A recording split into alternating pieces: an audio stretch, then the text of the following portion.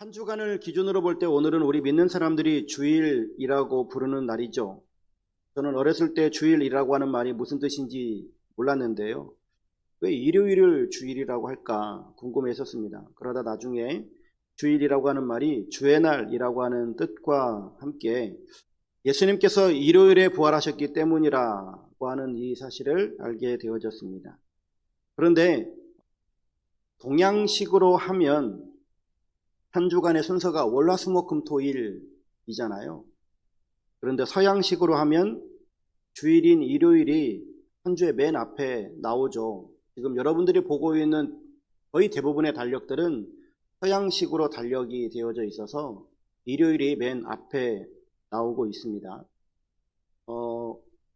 여러분들이 잘 알다시피 천지창조의 순서가 첫째 날부터 해서 일곱째 날까지인데 일곱째 날이 토요일이죠. 그래서 그날 하나님께서는 안식하셨습니다. 그런데 예수님께서 십자가에 못 박히신 날이 언제냐면 금요일이었죠. 그리고 금요일 날 오후에 돌아가셨고 토요일 날 무덤에 계시다가 주일 날 새벽에 부활하셨습니다. 그런데 왜 그 달력을 만들 때 서양에서는 이렇게 일요일을 맨 앞으로 옮기게 되어졌을까 하는 것입니다. 한 주간을 열심히 일한 후에, 다시 말하면 월화수목금토일이 달력일 텐데 월요일부터 토요일까지 열심히 일하다가 마지막 날 안식하면서 예배를 드리는 그것을 사람들이 했었던 것이 아니라 가치관이 바뀌어져서 한 주간을 시작하기 전에, 그러니까 일요일 날 하나님 앞에 먼저 예배를 드리고 그리고 나서 이제 나의 일을 시작하게 되어진 것이죠. 부활을 맛보고 부활의 생명을 내가 맛보고 그리고 나서 이제 한 주간의 일을 시작하게 되어졌다라고 하는 겁니다. 그래서 이제 일요일부터 달력이 시작이 되어지고 그리고 우리는 일요일을 주일이라고 부르면서 예배를 드리고 있습니다. 특별히 오늘은 부활주일인데요. 여러분들은 부활주를 맞을 때마다 어떤 생각들을 가지고 계십니까? 매년 반복되는 절기라서 이렇다 할 감동도 없고 그냥 그러려니 하기도 하죠. 또 부활신앙이 사실 우리가 신앙생활을 하고 있지만 부활신앙이라고 하는 것이 구체적으로 무엇일까? 예수님이 부활했으니 우리도 마지막 날에 부활할 것이다 라고 하는 것이 부활신앙인가? 그거는 아닌데 그거는 미래에 있을 일이긴 하지만 그렇다면 지금 내가 부활신앙으로 사는 거하고는 아무런 연관이 없는 거잖아요. 부활신앙이라고 하는 것은 지금 있어져야 되는 것인데 이 부활신앙이라고 하는 것이 무엇일까 하는 이런 생각도 들어집니다. 사실 우리는 예수 부활의 역사적 사실을 지식적으로는 너무나 잘 알고 있는데 역사적으로 알고 있는 이 예수 부활이 과연 오늘 내 삶 가운데 어떻게 적용이 되어져야 할까? 그냥 예수님 부활하셨다라고 하니까 예수님 부활하셨는가 보다. 우리가 예수님이 부활하셨으니까 우리도 그 부활 생명을 가지고 살아가야 되는가 보다 하는 이런 맹목적이고 그리고 그냥 무조건 믿으려고 하는 이러한 태도는 바람직한 태도가 아니겠죠.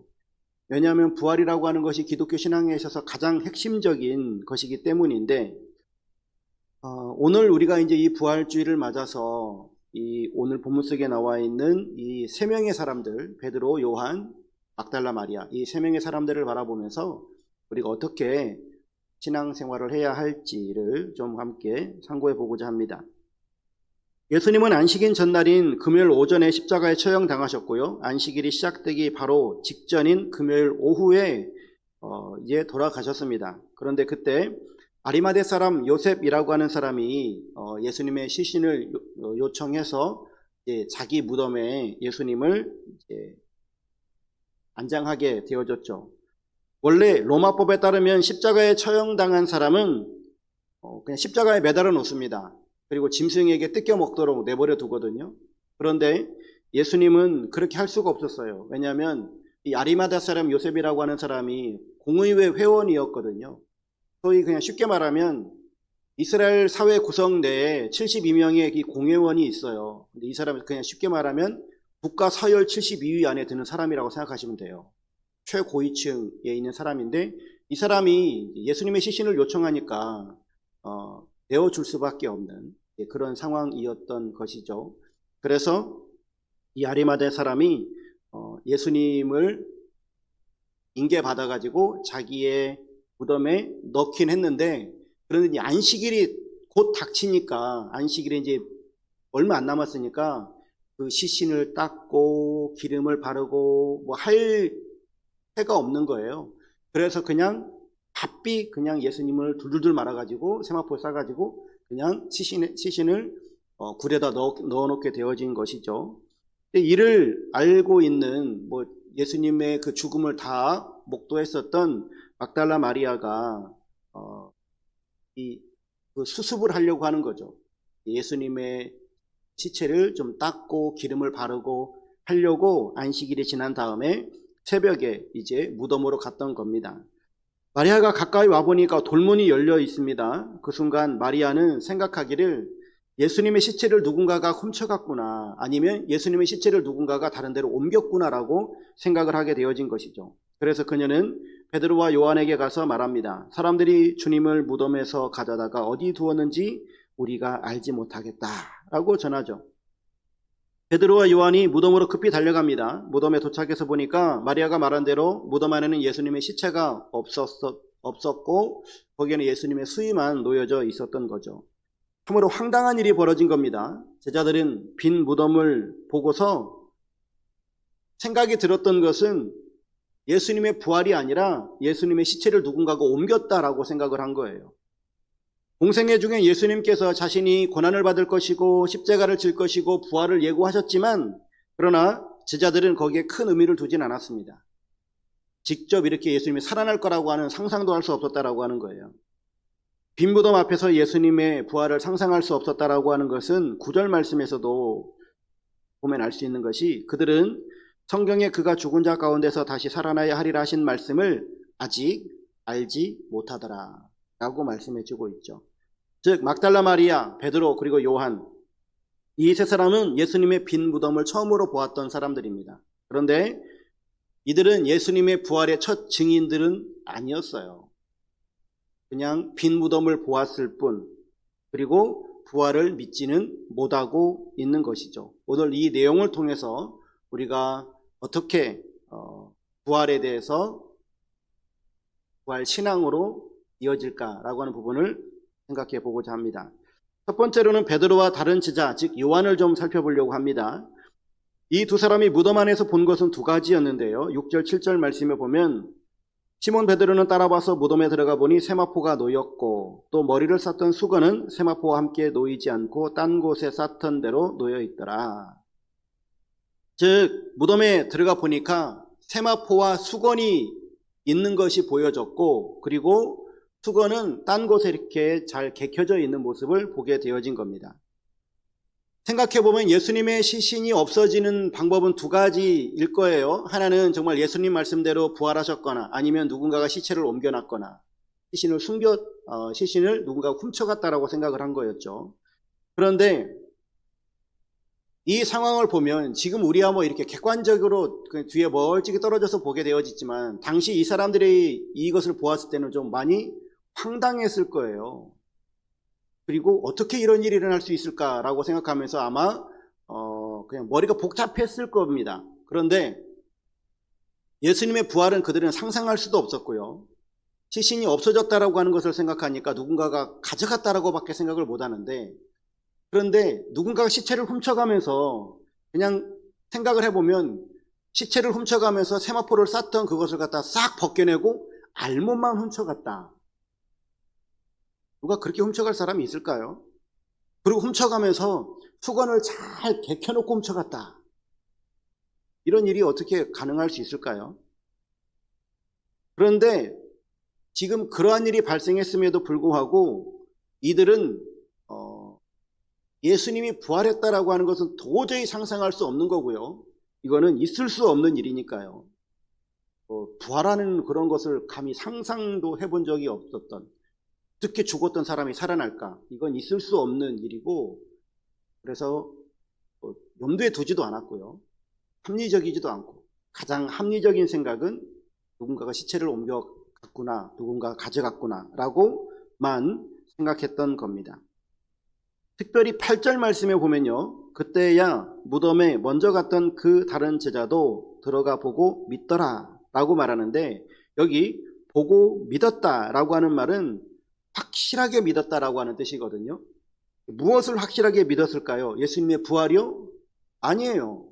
이 제자가, 뒤에 늦게 들어온 이 요한이라고 하는 제자가 보고 믿었다라고 하는 것은 예수님의 부활을 믿은 것이 아니라, 예수님의 시체를 누군가가 확실하게 가져갔구나 라고 하는 것을 믿은 거예요. 그것을 증거하는 말씀이 9절인 거예요. 그들은 성경에 그가 죽은 자 가운데서 다시 살아나야 하리라는 말씀을 아직 알지 못하더라. 부활을 아직 모르는 겁니다. 그래서 이 다른 제자, 즉 요한은 예수님의 시신이 사라진 자리를 보고서, 확실히 보고서 누군가가 예수님의 시체를 훔쳐갔다라고 하는 것을 확실하게 믿게 되어진 것이죠.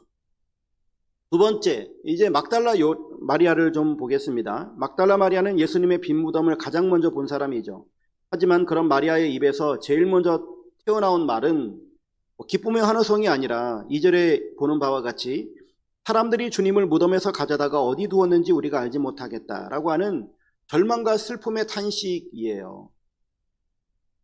마리아는 두 제자가 자기 집으로 돌아가 버린 다음에도 예수님의 무덤을 떠날 수가 없었습니다. 그러다가 무덤 속을 들여다보았어요. 이때 12절에 보면 흰옷 입은 두 천사가 예수님의 시체 누웠던 곳에 하나는 머리편에 하나는 발편에 앉아있는 것을 보게 되어집니다. 하지만 마리아는 천사들을 전혀 알아보지 못합니다. 그게 천사일 수도 있다는 것조차 상상하지 못하는 거죠. 그러면서 천사들이 마리아에게 묻습니다. 어찌하여 오느냐? 마리아는 사람들이 내 주님을 옮겨다가 어디 두었는지 내가 알지 못함이니이다 라고 대답합니다. 이때 마리아의 뒤편에서 인기척이 났고요. 마리아는 뒤를 돌아다 봅니다. 그랬더니 거기 한 사람이 서 있는데 그분이 예수님이셨거든요. 그런데 이 마리아는 예수님인 줄 몰라요. 그냥 동산지기인 줄만 알아요. 그래서 그 분을 이렇게 마주보고 있는데 예수님께서 또 이야기합니다. 여자여 어찌하여 울며 누구를 찾느냐. 그래서 예수님께 도리어 마리아가 이렇게 이야기합니다. 주여 당신이 옮겼거든 어디 두었는지 내게 이루소서. 그리하면 내가 가져가리이다. 마리아는 지금 예수님을 쳐다보고도 예수님이라고 하는 것을 모르는 겁니다. 그때 예수님은 마리아야 라고 부르시죠. 그런데 이 짧은 한마디가 마리아의 영혼을 깨워놓고요. 그리고 마리아도 라보니, 즉 랍비어라고 말하는 것이죠. 선생님이라고 하면서 다시 사신 예수님을 알아보고 그리고 깨닫게 되어집니다. 이렇게 해서 예수님의 무덤에 갔던 막달라 마리아와 두 제자는 서로 다른 결말을 맺고 있는 것이 오늘 본문의 내용이에요. 자, 이제 세 번째로 가볼까요? 마리아가 본 것과 두 제자 베드로와 요한이 본 것은 같습니다. 빈 무덤을 보았고 세마포와 수건을 보았습니다. 그리고 수건이 개켜져 있는 것도 보았죠. 하지만 세 명 모두 예수님의 부활은 믿지 못했고요. 예수님의 시신을 도둑맞았다라고 생각하고 있습니다. 분명한 부활의 증거가 거기에 놓여져 있음에도 불구하고 그들은 부활신앙으로 이어지지 못했다라고 하는 것이죠. 그들이 거기서 생각할 수 있었던 것은 절망, 슬픔밖에 없었습니다. 왜 그런가요? 예수님께서 죽은 자 가운데서 부활하실 것이다 라고 하는 것을 그들은 몰랐기 때문에 그래요. 그래서 베드로와 요한은 그냥 자기 집으로 되돌아갈 수밖에 없었던 거죠. 마리아도 그렇습니다. 그는 두 사람보다 더 놀라운 증거를 눈앞에 두고서도 계속해서 같은 말만 해요. 다시 말하면 예수님이 눈앞에 보였어요. 예수님이 다시 나타나셨다고요. 그런데도 불구하고 그냥 그 전에 했었던 말, 예수님의 시신을 누군가 훔쳐갔습니다. 그래서 내가 슬퍼요. 혹시 당신이 옮겼습니까? 알려주세요. 내가 예수님의 시체를 갖다가 좀 처리하고 싶어요. 이런 말만 지금 계속하고 있는 거예요. 예수님 앞에 있음에도 불구하고 예수님을 알아보지 못하는 이런 상황인 것이죠. 그런데 결정적으로 마리아가 예수님이 부활하셨다라고 하는 이 사실을 믿게 된 것은 예수님의 말씀을 들었을 때였습니다. 그래서 우리가 생각해 봐야 될 것, 네 번째, 운명을 바꾸는 카이로스의 순간인데요. 로마서 10장 17절 말씀에 너무나 잘 알고 있는 말씀이죠. 믿음은 들음에서 나며 들음은 그리스도의 말씀으로 말미암았느니라. 마리아는 이미 예수님 곁에서 수많은 말씀을 들었습니다. 그러나 부활하신 주님이 자신의 이름을 부르는 순간 그의 귀가 열리고 마음에 깨닫는 마음이 생기고 그리고 예수님을 비로소 알아보게 되어져요. 여기서 들음, 믿음은 들음에서 나며, 마리아는 예수님이 돌아가시기 전에 수많은 말씀들을 들었어요. 거기에는 예수님의 고난도 있고 십자가 죽음도 있고 예수님의 부활도 있었습니다. 그런데 실질적으로 예수님이 고난당하고 십자가에 못 박히시고 그리고 죽은 이후에는 부활이라고 하는 것을 상상도 못해요. 분명히 예수님이 그렇게 말씀하셨음에도 불구하고. 그런데 여기서 믿음은 들음에서 나며 라고 하는 것은, 이 들음이라고 하는 것은 물리적 들음은 아니에요. 우리가 똑같은 시간을 살아갑니다. 크로노스의 시간을 살아가요. 1년 365일 이렇게 시간이 쭉 흘러갑니다. 그런 가운데에 결정적인 어떤 시간들이 있어요. 여러분들이 절대 잊지 못하는 시간이 있어요. 그런 결정적인 때가 있는데, 퀴즈 하나 내볼까요? 맞히시는 분에게 제가 사랑을 드릴게요. 2006년 4월 30일에 어떤 일이 발생했거든요. 무슨 일이 있어요? 여러분들은 모르시잖아요. 제가 그 날을 검색을 해보면 그날에 별일 없었어요. 특별한 일도 없었고 어떤 분이 뭐 교통사고가 한 건이 있었고 그리고 탈북에 관련된 그런 기사가 하나 올라오고 하여튼 그 정도거든요. 특별한 일은 없었습니다. 그런데 저에게 있어서 그날은 대단히 특별한 날이에요. 물론 우리 가족에게죠. 그날은 제 딸이 태어난 날이거든요. 2006년 4월 30일 10시 40분에 태어났어요. 그날 주일이에요. 주일 예배를 준비하고 있는데 저는 그때 완도에 있었고 제 아내는 전주에 있었고 10시 40분에 톡이 왔어요. 나왔다. 네. 그날 저에게는 그날은 생애 잊지 못할 날이에요. 카이로스의 시간인 거예요. 절대적으로 의미가 있는 시간인 것이죠. 근데 여러분들에게는요, 그날은요, 아무 날도 아니에요. 그냥 그날이에요. 아무 날도 아닌 거. 우리가 살아가면서 이런 경험들을 많이 맞닥뜨리거든요.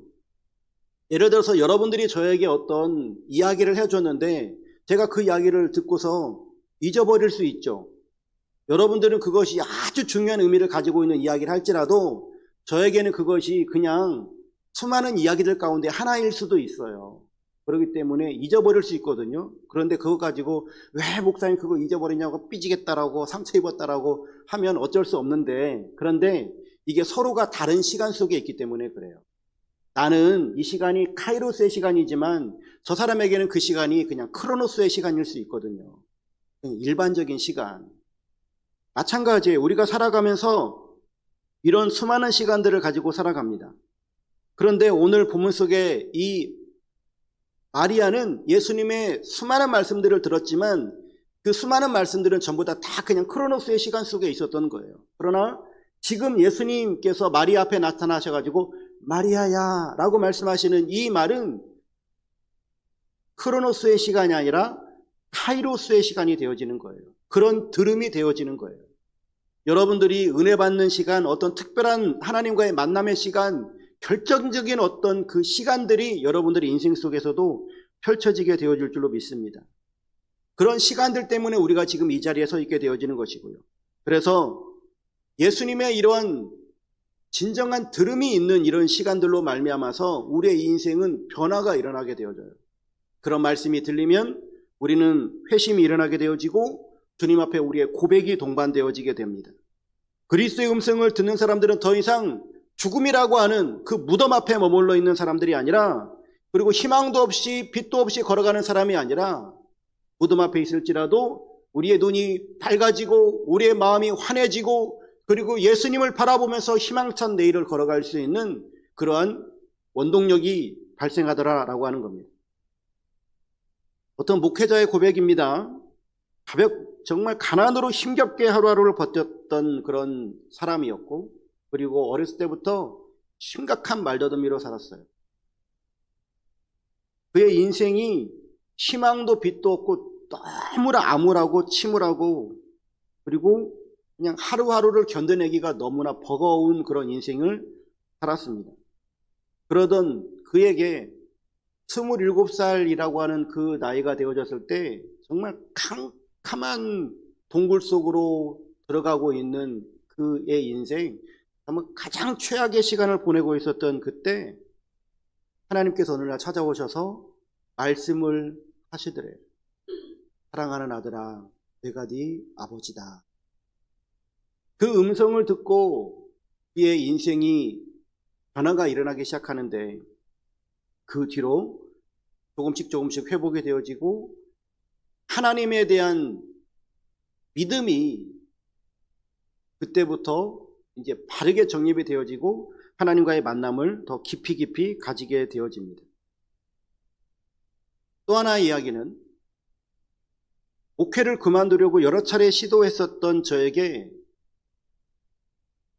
결정적으로 하나님께서 저를 돌이키신 사건이 있어요. 2018년도인데요. 고등부 겨울 수련회 때 그때 제가 고등부를 맡고 있었는데 오병이어 수련회를 가게 되어졌습니다. 저는 그때 이 수련회만 끝나면 교회를 사임할 거고 그리고 사직할 거였어요. 더 이상 이제 목회를 안 하려고 했던 거였거든요. 제가 목회를 그만두려고 여러 차례 시도를 했는데 이때가 가장 결정적인 때였어요. 그런데 이제 그날 저녁 식사를 앞두고 학생들은 뒤에다 두고 선생님들과 목회자들만 따로 먼저 말씀 뽑기를 하겠다라고 하더라고요. 그러면서 말씀 뽑기를 하는데 제가 그때 첫날 저녁에 뽑았던 말씀이 위에 있는 말씀이에요. 안 보이시죠? 사도행전 9장 15, 16절인데요. 주께서 이르시되 가라, 이 사람은 내 이름을 이방인과 임금들과 이스라엘 자손들에게 전하기 위하여 택한 나의 그릇이라. 그가 내 이름을 위하여 얼마나 고난을 받아야 할 것을 내가 그에게 보이리라 하시니. 이 말씀을 제가 뽑았어요. 근데 그 밤에 제가 정말 울면서 엄청 기도했거든요. 저는 이제 목회를 그만두려고 하는 거잖아요. 자격도 없고 더 이상 못하겠고 해서 너무나 견딜 수 없는, 그런데 이 말씀을 뽑으니까 내가 그래도 목회를 해야 된다고? 그런데 제가 저를 알잖아요.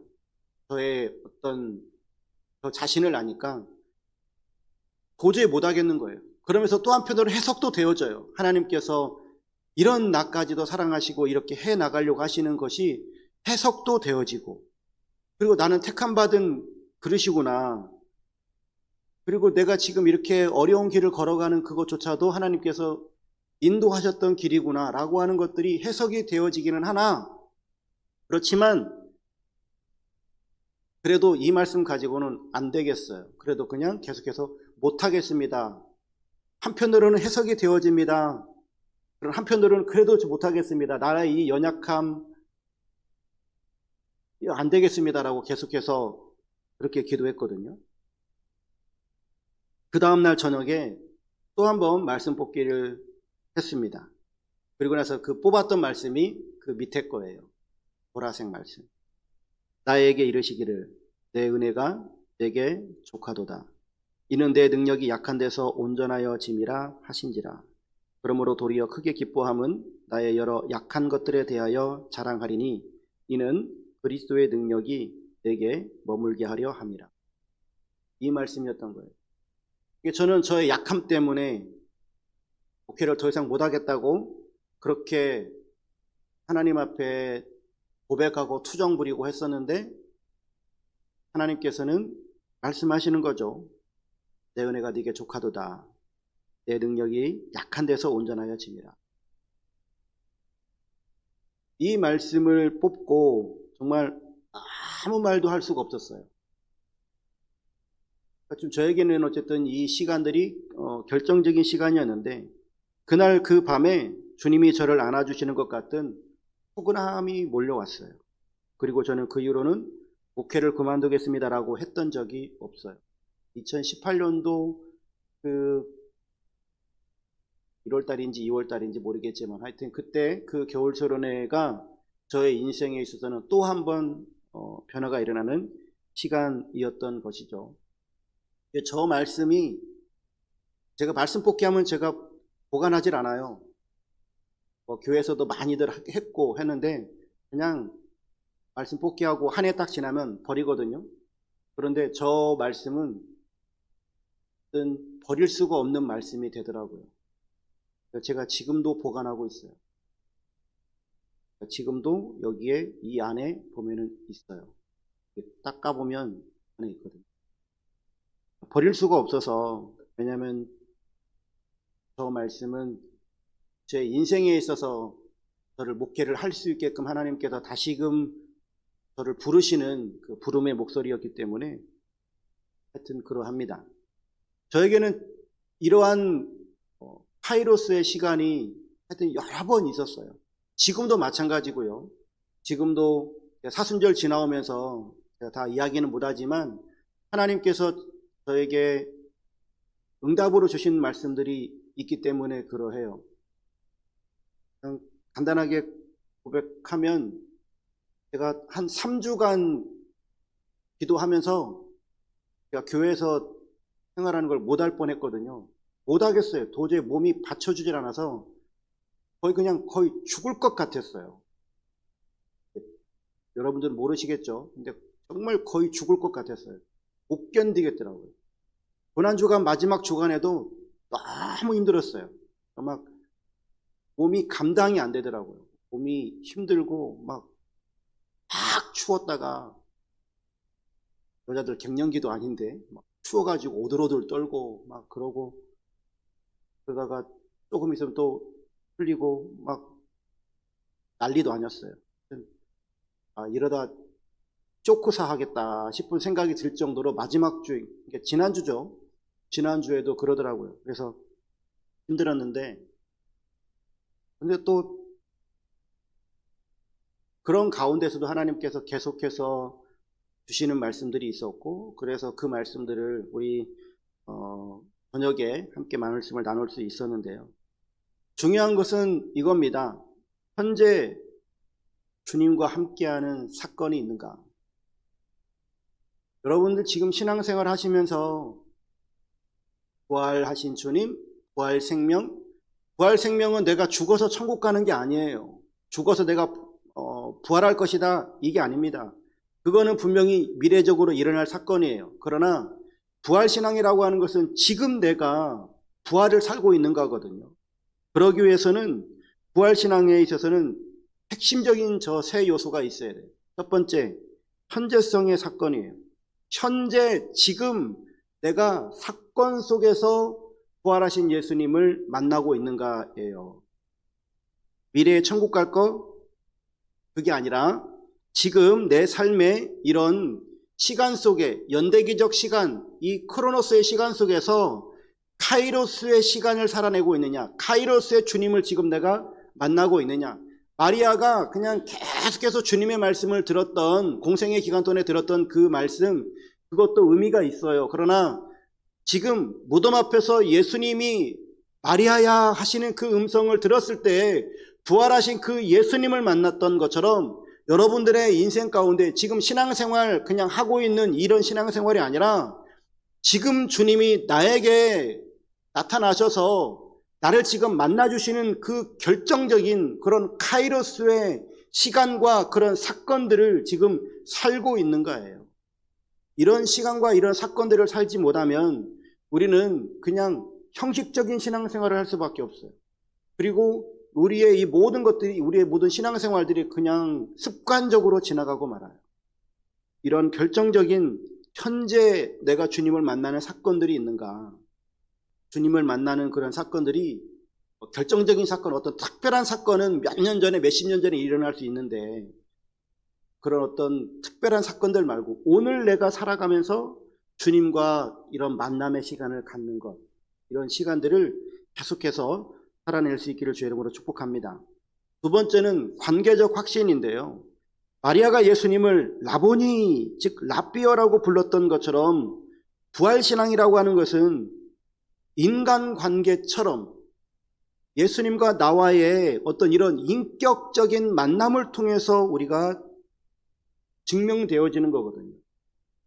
예수님을 지금 내가 만나는, 믿음은 들음에서 난다. 지금 예수님의 말씀을, 음성을 내가 듣는, 양은 목자의 음성을 알아듣는 것처럼 주님께서 지금 나에게 성경을 통해서 말씀을 들려주시든지, 설교를 통해서 들려주시든지, 내 옆에 있는 사람을 통해서 들려주시든지, 환경을 통해서 예수님께서 나에게 말씀을 들려주시든지, 이런 주님의 말씀을 직접 듣는 것 같은 그런 인격적인 주님과의 이런 관계를 지금 내가 맺어가고 있는가?